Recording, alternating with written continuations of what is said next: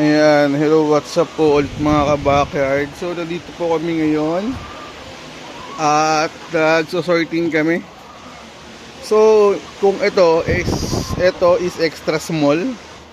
Yung green namin small. Ito medium, tapos ito large. So, ngayon, nag-sort na kami. At para sa mga may order. Ayan, pwede na tayo magpakuha ng order. Ayan. Teka lang, mamaya i-video lang natin yan. So, ang sukat namin, saan yun? Ayan. Lagi mo dito. Lulutuin natin mamaya yan. Sige. So, ayan, ito, pag 50 plus hanggang 55 small. So, ganito kalaki yung small namin. Oh, small sa green. Tapos ito. Pag ayan, pag below 50, doon namin to extra small. Oh. Yan. Tapos, ito, tignan natin to. Ayan, 56. Ito kalaki mga medium namin.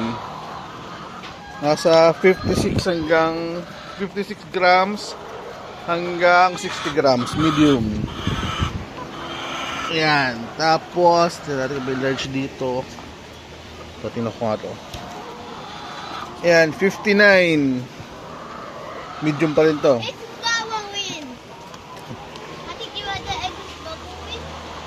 Ito, pinakotok ang ayan 61, ito large.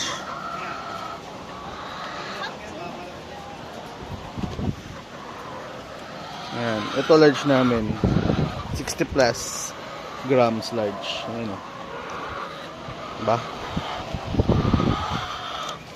So ito mga large namin. So yun yung mga timbang namin.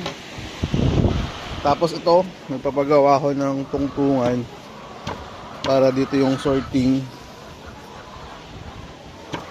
Sakto ba isang tray?